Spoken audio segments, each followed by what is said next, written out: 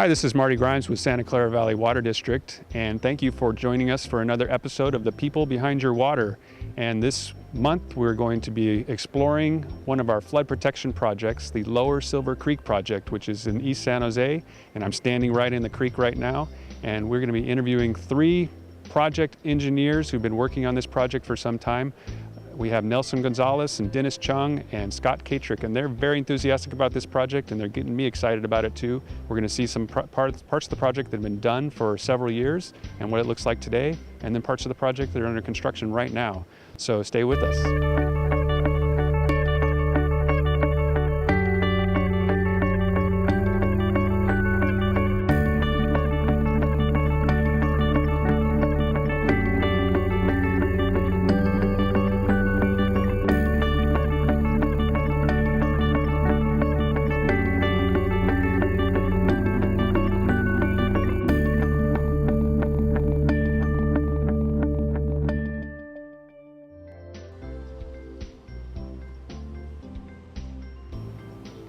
So I'm here at the bottom of Lower Silver Creek, and I'm here with Scott Katric. And Scott, thanks for coming down to the creek with us. What's your role at the district? I'm the engineering unit manager of the Coyote and Pajaro Program Support Unit. Okay, so that entails what, maintenance and other operations? Yeah, we oversee the operation and maintenance of the creeks in both Coyote and Pajaro watersheds. That's a lot of land you cover most of the county, right? It's a little bit more than half of the county, yes, and it's probably about 150, 200 miles of creek that we maintain. Wow, that's a lot. So this is a flood protection project, the part of the flood protection project that was completed about 10 years ago. And can you just talk about what was done here? We can show some photos of what it looked like before, and you can talk about what was the project, what did the project do here? Well, before this project was constructed in the early 2000s, this was simply a trapezoid channel with grass-lined banks, and there was a tree here and there, and the creek always has water. It's groundwater fed, so it always has water. So you have some greenness around the bottom of the creek, but mostly this time of year and the rest of summer, you have these sort of dead grass slopes that wasn't that attractive. And so when we planned this project out and provided the funding for it, we were looking for opportunities to add some habitat value and get something going that the neighborhood would feel connected to. So what you're seeing here today is the bank behind us is willow trees and other types of native vegetation that was planted after the construction was completed. During construction, we widened the channel. On the opposite bank is a floodplain that shows some wetland values growing. The mugwort's growing. It looks really nice this time of year, nice and green. But then we also have a maintenance road, and then we have our grass-lined slope on the other side with a flood wall. And behind us is kind of a berm that helps keep the floodwaters from going into the adjacent park. So Scott, this is the people behind your water. So we also want to get to know you a bit. How long have you been at the Water District? I started at the Water District as an intern in 1987. Okay, so you were 4. And what were you doing at that time? At that time, I started off in our flood control design as a student intern, and my first project was the Corps' Lower Coyote Creek project. So I spent the first 3 years of my career working on that. And then after that, I moved on to the downtown Guadalupe project and worked on that several years. Got the first phase of construction completed there, and the second phase started. And then I moved on. I moved into our hazardous materials group. And then after that, I actually left the district for a couple years and tried some other avenues. But I really enjoy working on the creeks. I love creeks. I love fishing. And so when I was gone, I really realized that this was the place for me. I really enjoy what we do. I feel like I have the ability to change creeks to what we're seeing right here. I feel like I had a big influence on how this creek shaped out, and I have a lot of ability to shape the other projects that are moving forward, and it really is the right spot for me. So it's interesting to me when I see projects being designed and proposed in the neighborhood, takes a look at like a cross section of what it will look like. When I came here today, it really looked like what those design pictures looked like. So you're really good at predicting what it's going to look like after it's done. But what I'm wondering is, what are some of the aspects that you have to take into consideration when designing a project? Like, why a maintenance road? Why a flood wall? there's slopes, there's all kinds of factors that you consider, and it's different for different projects. So what kinds of things are taken into consideration? Well, the biggest factor we're looking at is long-term maintenance. When we construct a project to provide the 100-year flood protection from the residents, we really need to do a good job at looking at future maintenance and try to minimize it. So this facility, we have this bushes behind us which need to be maintained because we can't let them encroach into the waterway where the water needs to get by during a flood event. But what we've done is we have one maintenance road on this facility. Before we upgraded it in the 2000s, we had a maintenance road on each side of the creek. And so we kind of sacrificed some of that easy access so that we could have this riparian value here. So we have a maintenance road on the other side in case. And yeah, what are the maintenance roads typically used for? Well, if a tree falls down on this side or falls into the creek, we bring our crews into that roadway. If there's a sediment removal that's needed in the bottom of the channel, then we can stage from the maintenance road. We can get all the way along the creek from the maintenance road. If there's trash or debris that winds up in the creek, then that we can stage from there. And like with this footbridge right behind us, we do get shopping carts thrown over the bridge, and they're very difficult to get out of the creek. And so if we had to go over a fence or around a neighborhood or come from the local bridge, it would be very difficult. So the maintenance road gives us the ability to get there quickly and manage the creek in its entirety.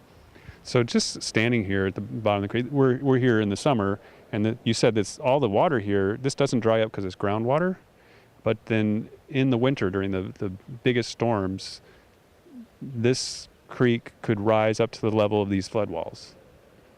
That's true. Hopefully not quite that high. That's true. Generally, when you look at flood walls or levees, you can imagine that the water during a 100-year event is going to be about 3 feet from the top of them. So, I mean, where we're standing right now, that means it's probably going to be about as tall as you and me above our head.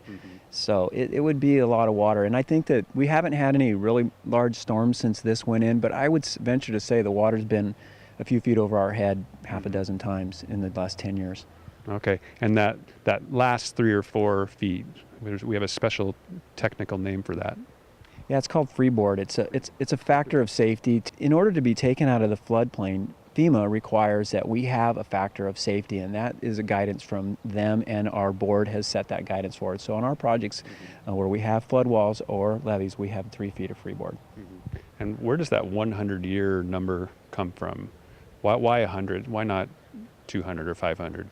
Well, the federal government set that standard so that the residents that are adjacent to creeks know that they're vulnerable to flooding during any type of flood event that's up to a pretty extreme event. I mean, on average, it's an event that happens once every 100 years.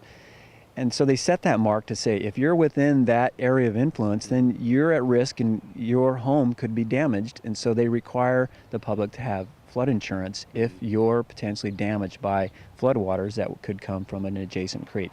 So we designed to handle that kind of a flow so that people that live near the creek can stop having that mandatory requirement on their mortgage insurance. Now, we still recommend that people carry that flood insurance because you never know if we get a larger storm, like bigger than 100-year. But I understand the premiums will be a lot cheaper if they're not in the floodplain. From what I understand, there's a reduced rate.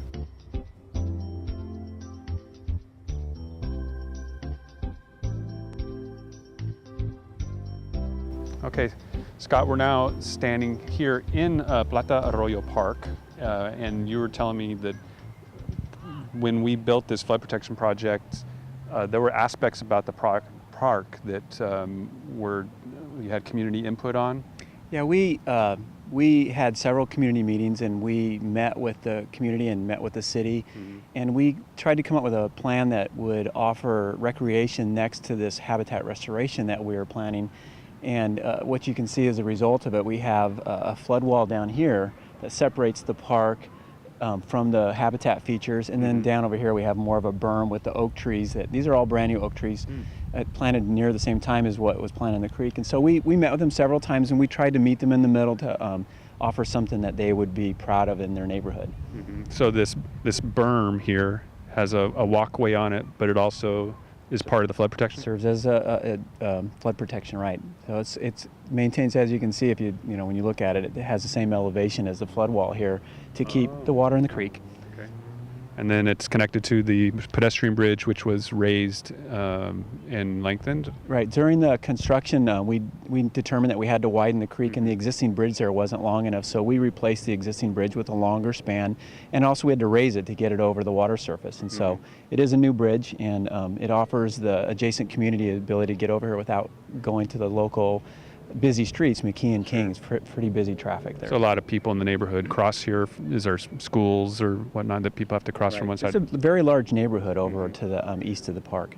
Okay, so the idea is that which we did, we built this area that now has some beautiful habitat and natural trees, which wasn't there before. So naturally, we would expect people would want to take a seat and enjoy it. Right, and as the engineering professions change, I think that we have people with vision that say, we want to bring people to the creeks. And before we had some trees, a few spotty trees here and there that, decades ago, we systematically removed those from the creek. And, the new way of moving forward is we want to try and open the creeks up, which means right away we need more property along the creek. But we're planting some value in the creek so people can actually, when they cross over it, they pass by it, or they sit next to it, they really feel like they're in a creek. And, before the project that was here before, it was pretty much a grass-lined channel. And some people might feel connected to it, but certainly when you start getting trees and you see birds and other wildlife, it just feels more of a connection to the creek. So before our project, when it was just this kind of unattractive channel, it would have been laughable to situate a bunch of benches facing that eyesore, really. And now, it seems totally right to have those benches facing this new habitat-filled creek. Right. And if you have a chance to walk along here, you'll see that the benches are worn, the fences are, that you can sit on are worn. The park's heavily used, and it's really joined the community together in this area, and they feel ownership of it now. That's great, and it's great that the community had so much voice in what was going to happen to their neighborhood. Right. I think that our outreach efforts have really changed over the last decade, and that we really want input like that. And, fortunately, we have a park like this next to the creek where we actually can open the creek up and provide this kind of, natural condition so that people can enjoy it. So our projects nowadays, the way the Water District constructs them, it's multi-objective. It's not just flood protection, but we're trying to not only provide amenities for the neighborhood when possible, but habitat value for the environment. Yes, truly that's the direction we're going, and we've been going in that direction for a lot of years. It's a tough transition because when you put trees and other habitat value in the creek, there's other risks and other potential flooding risks. If some of these trees go down in a big storm, which they do, they're going to wind up by a bridge or potentially blocking a culvert. And so we have to be on our toes, and we're adding potential maintenance. But really, it is the way we're going, and we just have to. The engineers have to be creative. I mean, it's really telling engineers it's not just about hardening and getting water out. It's how do you incorporate habitat values, and really. Our engineers are taking on that challenge, and we're moving in that direction. We have been for a while, and we're getting better at it. And I think this particular project is a great example of how it looks about 10 years later, after we've been through a neighborhood and created a project. It's really beautiful. Yeah, we, as I was telling you, we met with National NRCS, National Resource Conservation District, when President Obama announced that they were going to put together stimulus funds, and we brought them to this exact location, and we showed them what we had done and how we had put habitat value back in the creek, and we took them to another downstream location and showed them how much we've improved the creek atmosphere. And then we took them upstream where the creek was basically a grass-lined channel, and they were very impressed with how we've moved forward and offered a different type of flood protection. And so they went back to Washington, D.C., and as you know, we've got over $20 million from the federal government to build the next phases of this project. And, personally, I'm excited because a project that we thought wouldn't get done in my career is now getting very close to being done. And so one of the selling points that we had during that discussion in the field was we're in a section of town where the average income is lower than most of the other parts of the county, and that these are the people that need the flood protection the most, and that they can least afford the flood insurance requirements, which is thousands of dollars. And so that was part of the selling point is, look, if you can help us build this project, we're going to take this lower income area out of the floodplain, and then they won't have to have that as part of their monthly bills. That's a great benefit. And so the feds came out and they saw this project 10 years after it was built and decided, we want you to do what you did here upstream. Continue on. Let's finish this project. So now we're going to go upstream from here, where we're going to interview Dennis Cheong, who will tell us about the construction that's happening right now.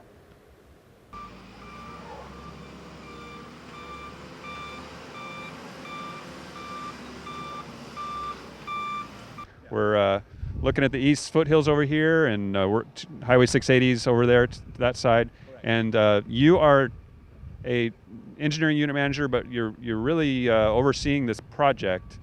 And you're an engineer? You're a civil engineer? Yes. And how long have you been at the district? About 23 years. Okay, 23 years. Tell us a little bit about what all you've done here at the district. I used to be assistant engineer starting at the district, and then became an associate engineer. I've been working on the projects through planning and design, and also overseeing some of the construction before I became an engineering manager. Okay, so this is an important project. Why is the Lower Silver Creek flood protection project so important? A lot of people are in the floodplain over here, so this is one of the priority projects by our board that actually approved this project. So when was this project approved? When did it start? I believe it starts way back in 2003, okay. And I was not on the project then, and got constructed all the way to 2006, and then they are short of fundings, and so this project got stalled for a while before it got reinitiated again in 2009. And what happened in 2009 to reinitiate the project? 2009, you aware the president had the ARA, the American Recovery and Reinvestment Act, that actually provided $20 million to this project. $20 million yes. For this project from the recovery funds. Yes, and then in 2 years ago, we also get additional $25 million from the DWR Prop 1E fundings too. Okay, so state funding from the Department of Water Resources. Yes. So more than $45 million. What's the total cost of the project? The total cost of the project is going to be more like $70 billion. So it's really helpful for that $45 million to come in a timely manner. And where does the rest of that money come from? It's going to be from the district property tax, volume tax, yeah. Okay. And you mentioned that this project is protecting a lot of properties that are at risk of flooding in this area from this creek. Yeah. How many properties? Right now, the estimate is about 4,000 homes and businesses that's going to be protected. And currently, these 4,000 homes and businesses are actually paying flood insurance. So one of the goals, is to remove these people from the floodplain so they don't have to pay like a couple $1,000s a year on their flood insurance anymore. So that's the goal. Okay, and floods can be so damaging. Do you have an idea how much the financial cost is of potential flood in this area? I believe it should be more than at least $70 million, And not only just dollar values, we are talking about also inconvenience to the businesses. Streets will be flooded, a lot of people will be, under inundation. So it's not just financial part of the project that's important. So this is not a creek that maybe everyone really even knows exists. It kind of runs through town. So it starts over where it runs into Coyote Creek is beyond 680, or where's the confluence? It's close to 101. Okay. That's where it drains into Coyote Creek. But the end of Low Silver actually goes all the way up to Lake Cunningham. So you start at the confluence with Coyote and you work your way upstream. And can you explain why that is? Why do you start a flood protection project? I always explain it the way like a freeway. Just like you have congestions. Yeah. You don't want to build a 4 lanes upstream and then you have a 2 lane downstream. So you always do a 4 lanes downstream, or so that the traffic when it come from from northbound or southbound, you actually have a wider freeway downstream. So just like a creek is the same thing. You want to do it from the downstream to upstream, or else you're going to tend to flood other people upstream of the project. Okay. So downstream, when it started, you made the analogy of adding lanes. Is that kind of what we did down there? Is just widen the creek? Yeah.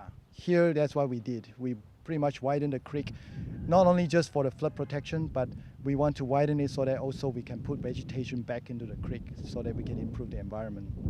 You don't Great. see the current, what you see out here is already a constructed section, but you haven't seen before it was constructed. It was a very narrow ditch, we call it, and there's no vegetation and no habitat value at all. The way we have designed is going to be so much wider that actually we can put vegetation back into the creek. Even in this section right here we're looking at? Yes. Okay.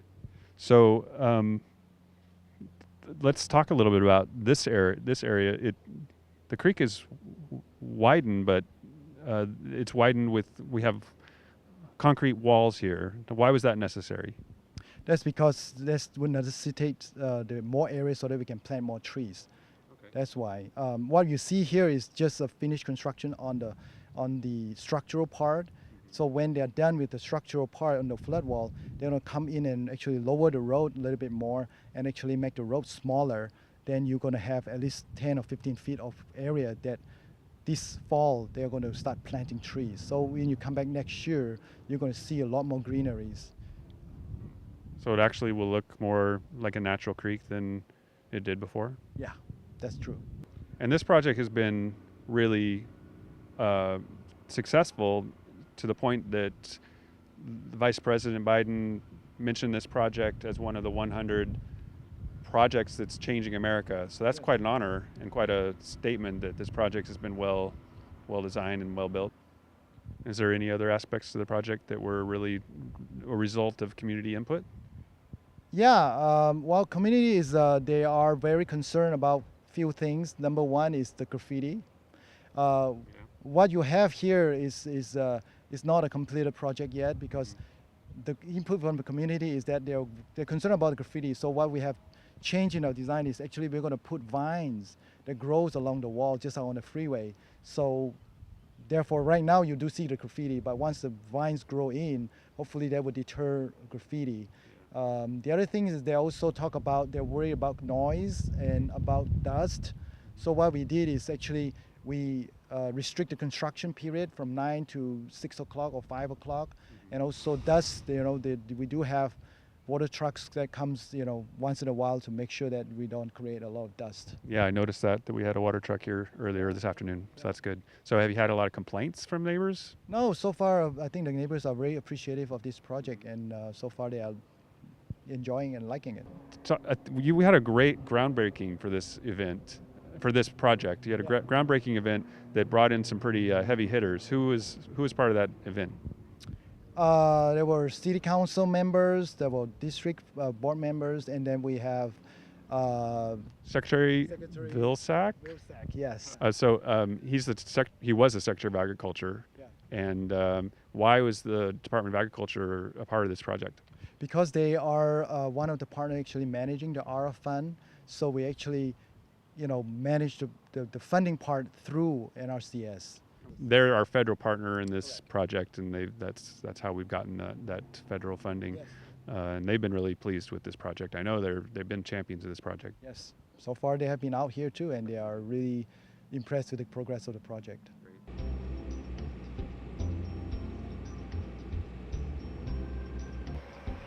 So Nelson, this is a really big civil construction project. I know it's millions and millions of dollars, and several hundred people have been working on this project and will be continuing to work on the project. How is it compared to some of the other projects that you've worked on at the district? This is one of the biggest projects that I've worked with. It's in my 11 years here.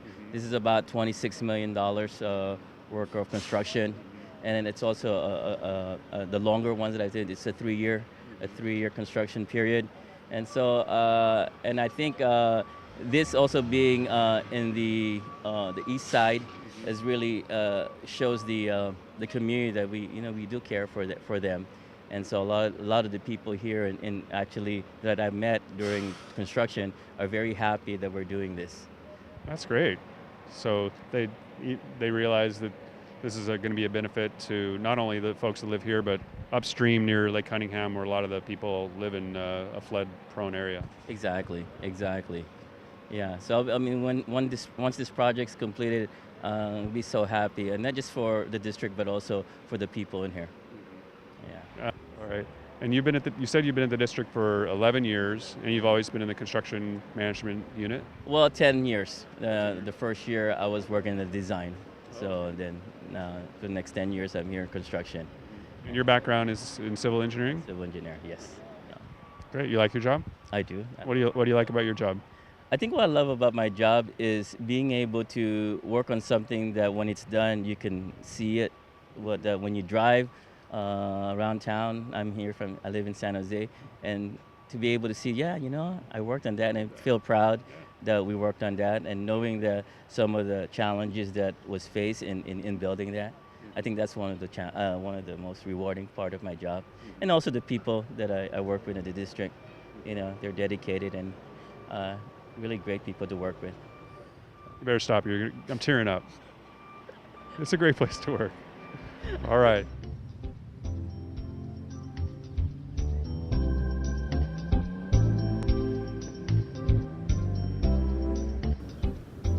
So there you have it, the Lower Silver Creek Flood Protection Project, which is just one of the projects that we have going on in our flood protection mission right now.